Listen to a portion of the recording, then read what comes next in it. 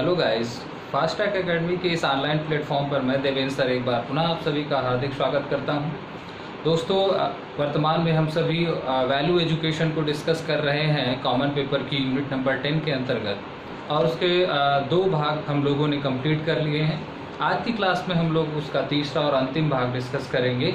अब तक हम लोगों ने मूल्य शिक्षा की अवधारणा क्या होती है, मूल्य शिक्षा का स्रोत कहाँ से होता है, और मूल्य शिक्षा की जो उपादेयता है या जो उसका सिग्निफिकेंट है मॉडर्न एजुकेशन और स्पेशली हायर एजुकेशन में, उसकी सिग्निफिकेंस के बारे में हम लोगों ने चर्चा की है।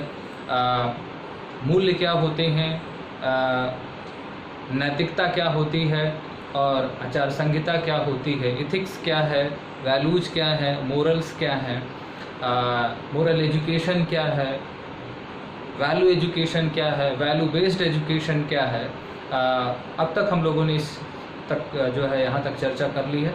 आज की क्लास में हम लोग objective of value education, need of value education and types of values के बारे में बात करें। तो आइए दोस्तों, आज की चर्चा स्टार्ट करते हैं। तो सबसे पहले आज हम लोग जो डिस्कस करेंगे वो करेंगे ऑब्जेक्टिव ऑफ वैल्यू एजुकेशन, यानी उद्देश्य क्या है, ऑब्जेक्टिव्स ऑफ वैल्यू एजुकेशन, यानी मूल्य शिक्षा के उद्देश्य क्या हैं या इसके लक्ष्य क्या है। औपचारिक रूप से वैल्यू एजुकेशन के ऑब्जेक्टिव्स क्या है, यानी वैल्यू एजुकेशन किन चीज़ों को लेकर के चलती है और किन चीज़ों का विकास करती है। तो सबसे पहले अगर हम बात करें वैल्यू एजुकेशन का, तो हम दो चार उद्देश्य एक साथ लिखते हैं, फिर एक एक को एक्सप्लेन करेंगे। जैसे हमने कहा जाए overall development of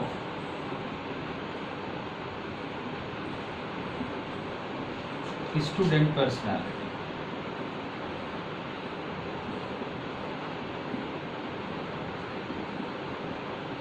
यानी विद्यार्थी के व्यक्तित्व का सर्वांगीण विकास। दूसरा अगर हम यहाँ पर देखें तो वो है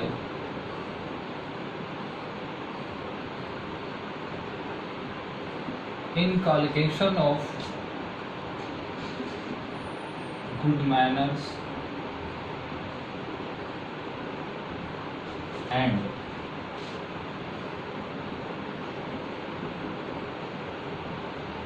responsible and cooperative सिटीजनशिप। तीसरा अगर इसका उद्देश्य देखें तो inculcation of spirit of patriotism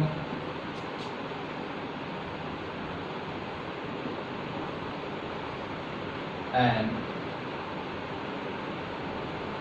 national integration.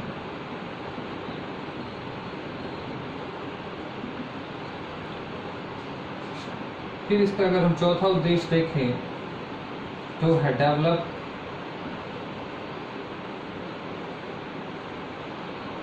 Respect for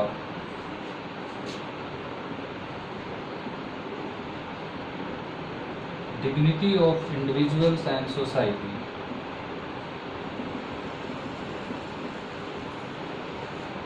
individual and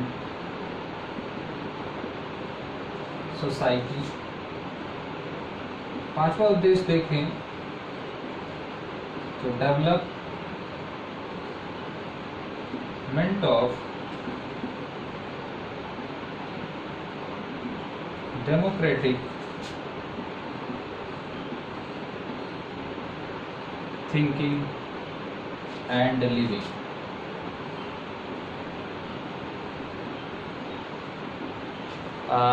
धीरे धीरे हम लोग उद्देश्यों की चर्चा करेंगे, यानी 5 उद्देश्य यहाँ पर हम लोग डिस्कस करने वाले हैं। अब इन 5 उद्देश्यों में सबसे पहले लिखा है overall development of student personality. यानी विद्यार्थियों के व्यक्तित्व का सर्वांगीण या चहुमुखी विकास। अब ओवरऑल पर्सनालिटी का मतलब है, यहाँ पर हम फिजिकल डेवलपमेंट की बात करेंगे, हम यहाँ पर मोरल डेवलपमेंट की बात करते हैं, हम यहाँ पर मेंटल डेवलपमेंट की बात करते हैं। तो एक तरीके से फिजिकल ट्रेनिंग जिसमें हम अच्छे आदतों, अच्छे आचरणों का निर्माण की बात करते हैं। तो नैतिक शिक्षा का या मूल्य शिक्षा का जो उद्देश्य है वो पहला उद्देश्य है विद्यार्थी का चौमुखी या विद्यार्थी के व्यक्तित्व का सर्वांगीण विकास, और उसमें शारीरिक प्रशिक्षण भी आता है, उसमें मानसिक प्रशिक्षण भी आता है, सामाजिक प्रशिक्षण भी आता है, आध्यात्मिक प्रशिक्षण भी आता है, नैतिक प्रशिक्षण भी आता है। तो कहीं ना कहीं जब हम वैल्यू एजुकेशन की बात करते हैं तो व्यापक संदर्भों में हम व्यक्तित्व का यानी overall development of human personality भी शब्द जोड़ सकते हैं। फिर दूसरा, इन calculation of good manners and responsible and cooperative citizenship. Cooperative citizenship का मतलब सहभागी नागरिकता, रिस्पॉन्सिबल का मतलब जवाबदेह, गुड मैनर्स का मतलब है आचरण, गुड मैनर्स मतलब अच्छे आचरण, और इन कैलकुलेशंस का मतलब है उद्देश्य। अर्थात नैतिक शिक्षा का जो वैल्यू एजुकेशन का उद्देश्य है वो है अच्छे व्यवहार, अच्छे आचरण, अच्छी एक जो है एक सहयोगी और जवाबदेह नागरिकता का निर्माण करना, यानी एक अच्छी सिटीजनशिप को तैयार करना, एक रिस्पॉन्सिबल एंड कोऑपरेटिव सिटीजनशिप को जो है वो फ्रेम करना, उसके बारे में बताना, उसके बारे में लोगों को जागरूक करना, अच्छी आदतों के बारे में लोगों को बताना, इन्फॉर्म करना, यहाँ पर वैल्यू एजुकेशन का एक बहुत इम्पॉर्टेंट जो है वो ऑब्जेक्टिव्स है। तो गुड मैनर्स और रिस्पॉन्सिबल एंड कोऑपरेटिव सिटीजनशिप्स पर जो है वो लोगों को एक व्याख्यान देना, लोगों को उपदेशित करना, लोगों को शिक्षित करना वैल्यू एजुकेशन का एक मुख्य आधार। फिर है इन calculation of spirit of patriotism, इसको हम कहते हैं देशभक्ति की भावना का विकास, एंड नेशनल इंटीग्रेशन यानी राष्ट्रीय एकीकरण। तो राष्ट्रीय एकीकरण एवं देशभक्ति की भावना का जो निर्माण करना यानी देशभक्ति जगाना, एक लोगों में नेशनलिज्म जो है जिसे हम कहते हैं राष्ट्रीयता का निर्माण करना, राष्ट्रीय एकीकरण, राष्ट्रीयता और देशभक्ति की भावना को जागृत करना वैल्यू एजुकेशन का एक ऑब्जेक्टिव्स है। फिर है development respect for dignity of individual. Dignity का मतलब है अस्तित्व या उसकी पहचान या उसके महत्व को। तो किसी एक इंडिविजुअल की और किसी एक समाज की जो डिग्निटी है, उसका जो अस्तित्व है, उसकी जो पहचान है, उसका जो महत्व है, उसको सम्मानित करना। तो एक लोगों की, किसी एक व्यक्ति विशेष की, किसी समाज विशेष की जो प्रतिष्ठा है, उसकी जो भावना है, उसका जो अस्तित्व है, उसके प्रति एक सम्मान की भावना को विकसित करना वैल्यू एजुकेशन का काम है। और लास्ट है development of democratic thinking and living, अर्थात एक लोकतांत्रिक जो चिंतन है और जो एक लिविंग स्टाइल है यानी जो जीवनी है या जो जीवन है, तो एक लोकतांत्रिक चिंतन और एक लोकतांत्रिक जीवन का विकास करना, एक डेमोक्रेटिक लिविंग जिसमें लोगों का सम्मान हो, अपनों का सम्मान हो, तो उस तरह का चिंतन, उस तरह का जो रहन सहन है उसको विकसित करना। तो यहाँ पर अगर हम ऑब्जेक्टिव्स के बारे में बात करें तो जिसमें से cooperative citizenship, responsible and cooperative citizenship, ये कीवर्ड्स आपको ध्यान में रखने हैं। Spirit of patriotism and national integration आपको ध्यान में रखना है। Dignity of individuals and society आपको ध्यान में रखना है। डेमोक्रेटिक थिंकिंग एंड लिविंग आपको ध्यान में रखना है। तो यहाँ पर व्यक्तित्व का जो है वो चौमुखी या ओवर जो है एक संपूर्ण या जो है एक समग्र विकास, अच्छी आदतों का, जवाबदेह एवं सहभागी नागरिकता का, देशभक्ति एवं राष्ट्रीय एकीकरण की भावना का, किसी व्यक्ति या समाज की पहचान का, उसकी डिग्निटी का, सबके प्रति सम्मान की भावना विकसित करना, और एक लोकतांत्रिक चिंतन और रहन सहन या जीवन शैली का विकास करना। इसको हम लाइफ ऑफ साइंस या लिविंग साइंस कहते हैं, इसको जीवन विज्ञान कहा जाता है।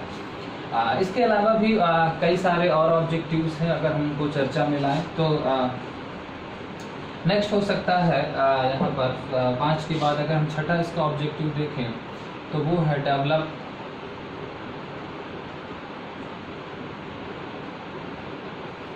Of understanding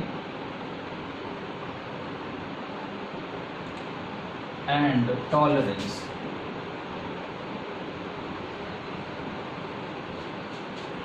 Towards different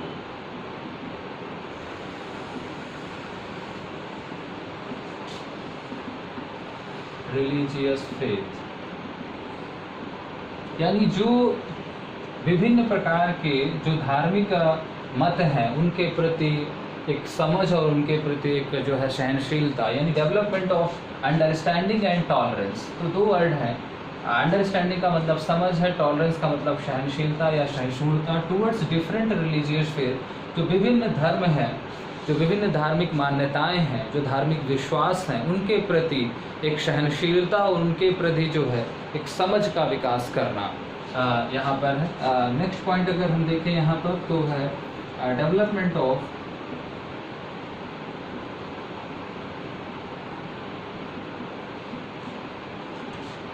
sense of brotherhood eight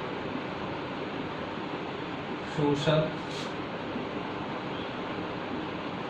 national and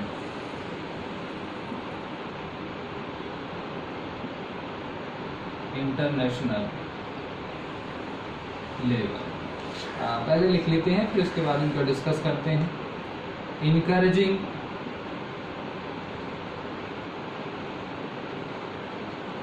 students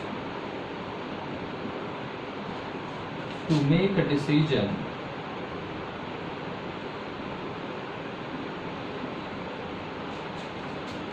on the basis of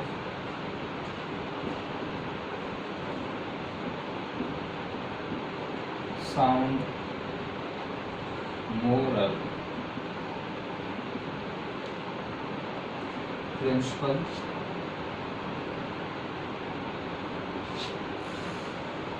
ninth point अगर हम यहाँ पर देखें तो है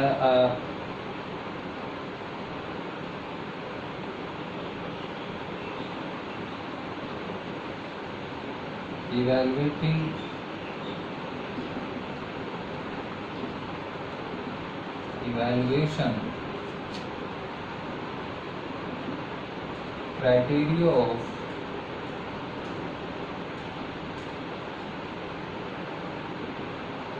वैल्यू एजुकेशन। नेक्स्ट पॉइंट देखें suggesting measures for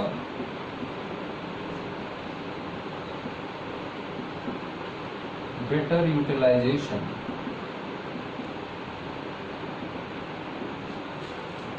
value education.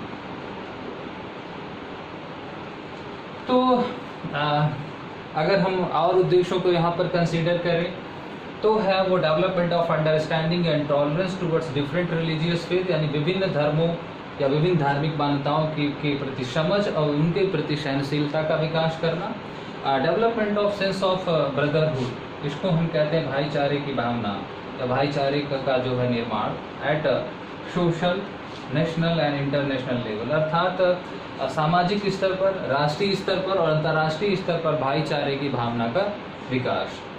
फिर encouraging towards to make a decision on basis of sound moral principle, अर्थात उचित नैतिक नियमों के आधार पर निर्णय लेने की प्रवृत्ति का विकास करना या निर्णय लेने के लिए विद्यार्थियों को प्रोत्साहित करना। अर्थात encouraging students to make a decision on basis of sound moral principle, अर्थात उचित सामाजिक सिद्धांतों के परिप्रेक्ष्य में विद्यार्थियों को निर्णय लेने के लिए प्रोत्साहित करना या उनको इनकरेज करना है।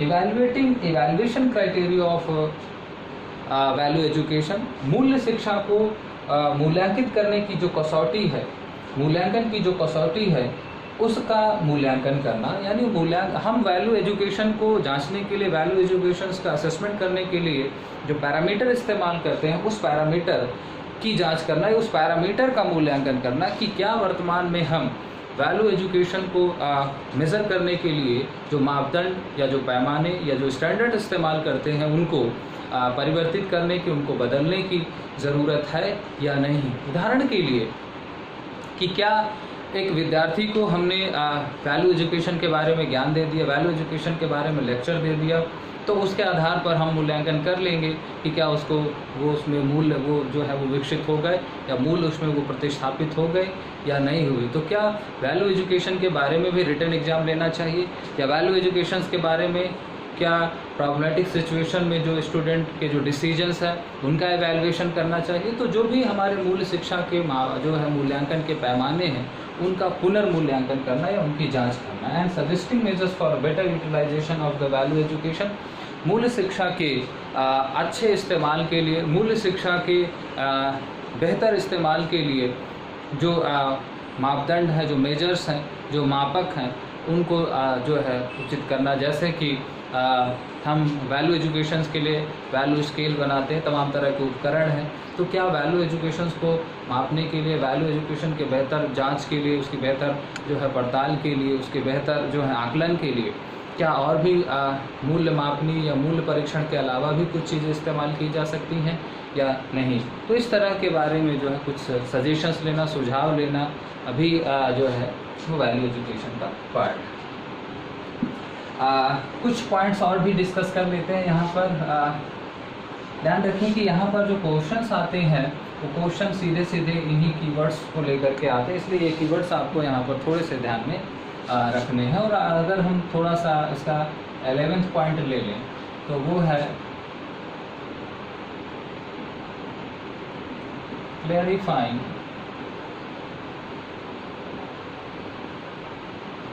Meaning and concept of value education,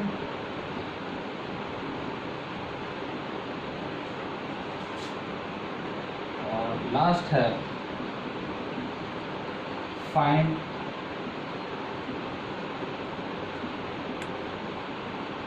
interest area of students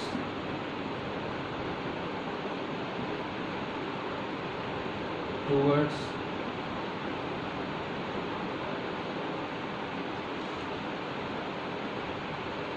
different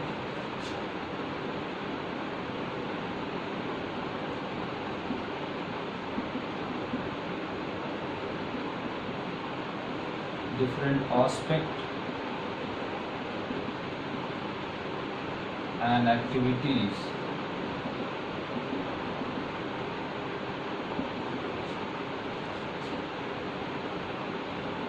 of value education। यानी मूल शिक्षा से संबंधित जो विभिन्न क्षेत्र हैं या विभिन्न जो गतिविधियां हैं उन पे विद्यार्थियों का जो रुचि का क्षेत्र है, यानी find interest area of the student towards different aspect and activities of value education. अर्थात मूल शिक्षा से संबंधित जो विभिन्न आयाम हैं, विभिन्न जो गतिविधियां हैं, उन गतिविधियों में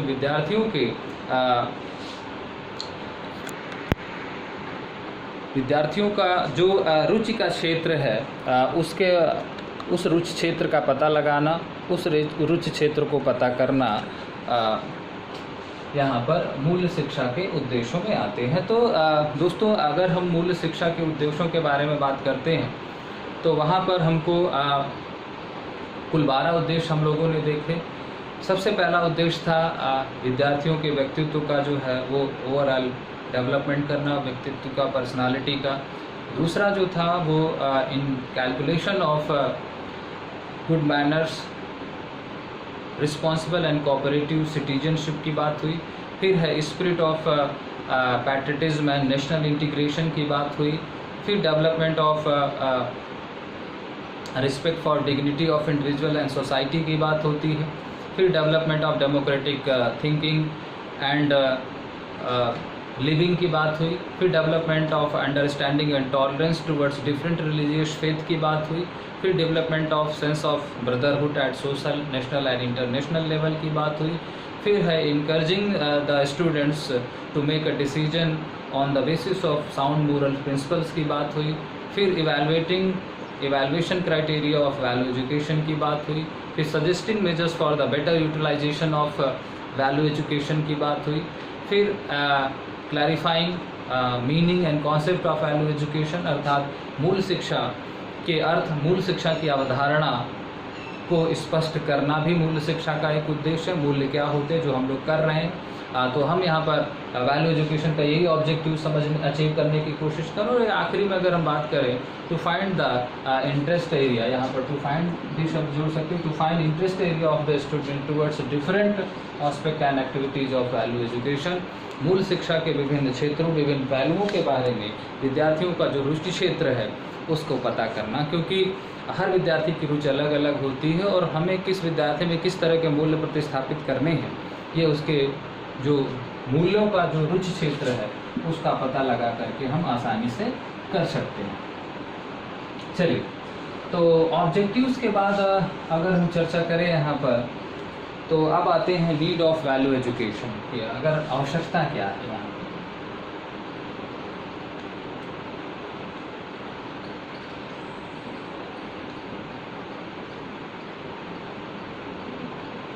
नीड ऑफ वैल्यू एजुकेशन के बारे में बात करें तो वैल्यू एजुकेशन की नीड क्यों है, हमने कहा वैल्यू एजुकेशन की नीड है फिजिकल ट्रेनिंग,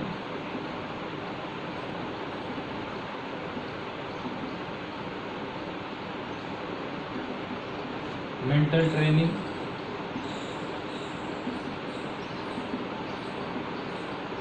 और यहाँ फिजिकल ट्रेनिंग का मतलब है गुड हैबिट्स, अच्छी आदतों का निर्माण,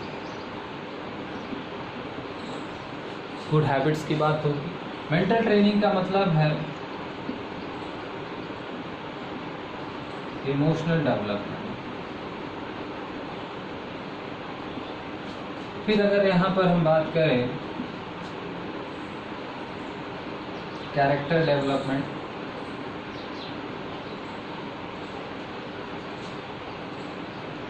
कैरेक्टर ट्रेनिंग या चारित्रिक प्रशिक्षण, तो यहाँ पर हम बात करेंगे वर्चूज़ की यानी सदाचार का विकास। फिर अगर हम यहाँ बात करें तो सोशल ट्रेनिंग,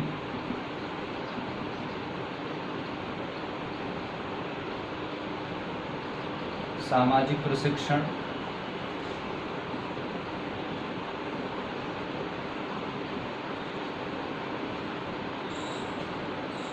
रिलीजियस ट्रेनिंग, धार्मिक प्रशिक्षण,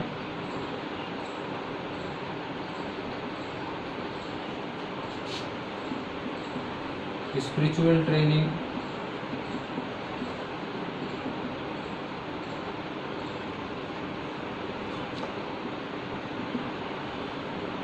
तो अगर हम मूल शिक्षा की आवश्यकता के बारे में बात करें तो मूल शिक्षा की आवश्यकता के अगर प्रमुख बिंदु देखें तो वो क्या है, यानी शारीरिक प्रशिक्षण, मानसिक प्रशिक्षण, चारित्रिक प्रशिक्षण, सामाजिक प्रशिक्षण, धार्मिक प्रशिक्षण और आध्यात्मिक प्रशिक्षण। अब यहाँ पर हर प्रशिक्षण का मतलब आप समझ लीजिए। जब हम फिजिकल ट्रेनिंग की बात करते हैं तो हम गुड हैबिट्स यानी अच्छी आदतों के निर्माण की बात करते हैं। जब हम मेंटल ट्रेनिंग की बात करते हैं वैल्यू एजुकेशन में, तो हम संवेगों का विकास या हम यहाँ पर हमने कहा ना इमोशनल कोशिएंट अर्थात EQ के डेवलपमेंट की बात की, जो कि प्रारंभ में हम लोगों ने कहा था कि गोलमैन ने अपनी थ्योरी में बात कही है कि व्यक्ति अपने जीवन में जो उपलब्धियाँ अर्जित करता है उसमें से 80% जो योगदान होता है वो इमोशनल कोशिएंट का होता है, तो उसका विकास करना। कैरेक्टर ट्रेनिंग का मतलब वर्चूज़ डेवलपमेंट अर्थात सदाचार, अच्छे आचरण का निर्माण। सोशल ट्रेनिंग की जब हम बात करते हैं तो हमने कहा कि यहाँ पर जब हम कहते हैं रिस्पेक्ट की बात करते हैं, यहाँ पर हम टॉलरेंस की बात करते हैं, हम यहाँ पर कोऑपरेशन की बात करते हैं, तो ये सब क्या है हमारा सोशल ट्रेनिंग में आता है।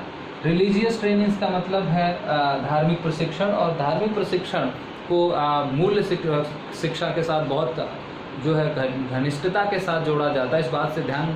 इस बात को आपको बिल्कुल ध्यान में रखना है कि जब भी हम वैल्यू एजुकेशन की बात करेंगे तो वैल्यू एजुकेशन में religious education, religious training definitely होगी कि without religious education, Gandhi ji ने अपनी वक्तव्य में कहा था कि धार्मिक शिक्षा के बगैर जो है कोई मूल शिक्षा की अवधारणा जो है वो फलीभूत ही नहीं हो सकती, क्योंकि समाज में जितने भी व्यक्ति हैं वो किसी न किसी का कोई धार्मिक जो है वो विश्वास होता है, उसका रिलीजियस फेथ होता है।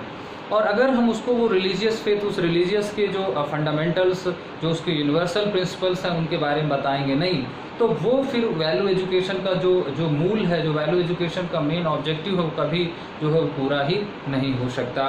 व्यक्ति अपनी ऐतिहासिक धरोहर को, अपने अतीत को जो है वो संभाल भी नहीं पाएगा। तो हम यहाँ पर रिलीजियस ट्रेनिंग को कंपलसरी रखते हैं। इसीलिए हम लोगों ने लास्ट क्लास पर भी ये चर्चा की थी कि जब राधा कृष्ण कमीशन ने उच्च शिक्षा में नैतिक शिक्षा की बात की, तो वहाँ पर उन्होंने धर्मों के, फिलोसफर्स के और जो रिलीजियस लीडर्स हैं उनकी जीवनी, उनके धर्म, उनके जो स्कूल हैं, उनकी शिक्षा के देने के बारे में बहुत क्लियरली जो है रिकमेंडेशंस की थी। और आखिर में हम स्पिरिचुअल ट्रेनिंग, आध्यात्मिक प्रशिक्षण की आवश्यकता होती है।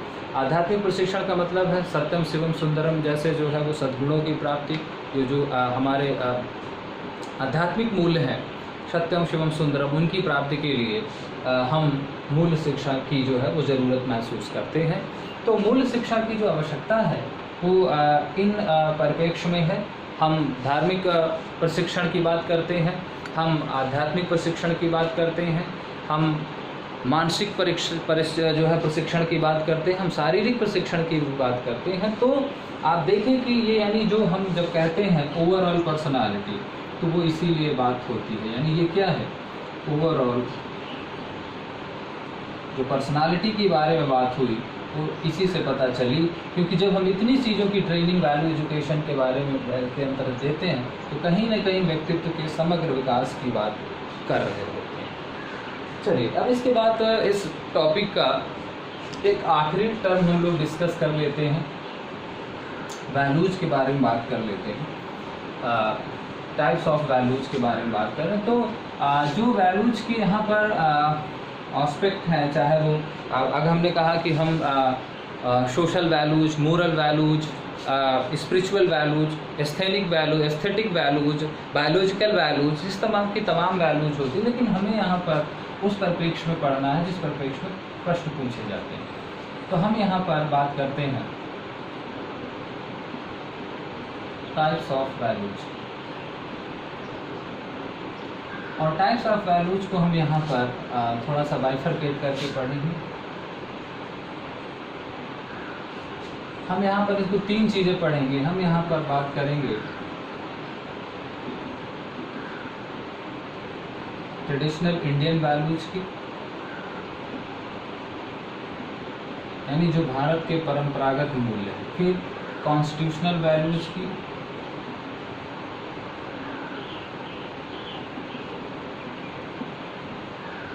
जो हमारे सांविधिक मूल्य हैं। और फिर यहाँ पर यूनिवर्सल वैल्यूज़ के बारे में बात करेंगे, यानी जो हमारे सार्वभौमिक मूल्य हैं, हम उनके बारे में चर्चा यहाँ पर करेंगे। अब अगर हम यहाँ पर ट्रेडिशनल वैल्यूज़ के बारे में बात करें, ट्रेडिशनल इंडियन वैल्यूज़ के बारे में बात करें, तो यहाँ पर जो सबसे पहली चीज़ आती है वो है truth,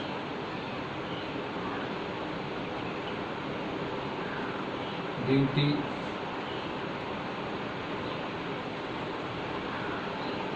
goodness,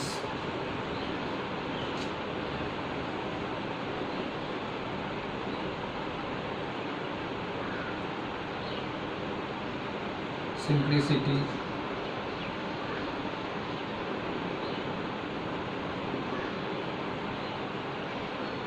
pursuit of truth,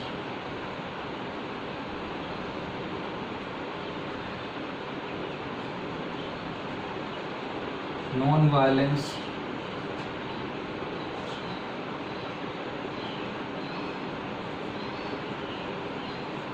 brotherhood. यहाँ पर कुछ चीज़ें दिख नहीं रही हैं तो हम इनको आगे लेते हैं यहाँ पर। तो मान लीजिए ये हमारा पहला है, दूसरा, तीसरा, चौथा, पांचवा। तो यानी सत्यता,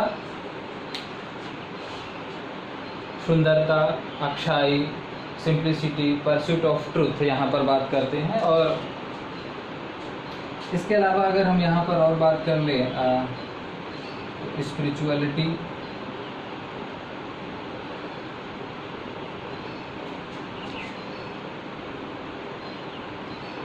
और टॉलरेंस। ये अगर हम बात करें तो ये हमारे परंपरागत भारतीय मूल है, अर्थात सत्य, सौंदर्य, अच्छाई, सिंप्लिसिटी यानी साधारणता, परस्यूट ऑफ ट्रूथ यानी सत्य की खोज, आध्यात्मिकता और सहिष्णुता। तो ये 7 जो है ये भारत के ट्रेडिशनल वैल्यूज हैं। इनमें से इनका मीनिंग सभी आप जानते हैं। टॉलरेंस का मतलब सहनशीलता, अर्थात किसी भी व्यक्ति की जो है वो नापसंद डिसलाइक्ड स्टेटमेंट को सुनने के बाद भी उस पर जो है वो उग्र प्रतिक्रिया ना करना। तो सहनशीलता, टॉलरेंस की आजकल बहुत ज़्यादा जो ये वर्ड मीडिया में चर्चा में रहता है। इनटॉलरेंस और टॉलरेंस, सहिष्णुता और असहिष्णुता। तो सहिष्णुता क्या है, यानी सहनशीलता की बात है यहाँ पर। स्पिरिचुअलिटी यानी तो वही सत्यम शिवम सुंदरम की बात है। परस्यूट ऑफ ट्रूथ यानी जो है परम सत्य क्या है, सत्य की खोज, उसकी बात। साधारणता, सिंप्लिसिटी मतलब simple living, high thinking, goodness, अच्छाई, ब्यूटी, सौंदर्य और सत्यता। ये भारत के जो है ये परंपरागत जो है वो मूल्य हैं। तो इनको हम ट्रेडिशनल इंडियन वैल्यूज कहते हैं। अब यहाँ पर अगर हम कॉन्स्टिट्यूशनल वैल्यूज के बारे में बात करें तो वो 4 ही हैं। सबसे पहला डेमोक्रेसी, फिर दूसरा है इक्वालिटी यानी समानता, तीसरा है सेकुलरिज्म यानी धर्मनिरपेक्षता, और चौथा है सोशलिज्म यानी सामाजिकता या समाजवाद जिसे आप। तो ये भारत के 4 जो है वो सांविधिक या संवैधानिक मूल्य हैं। इनको हम क्या कहते हैं,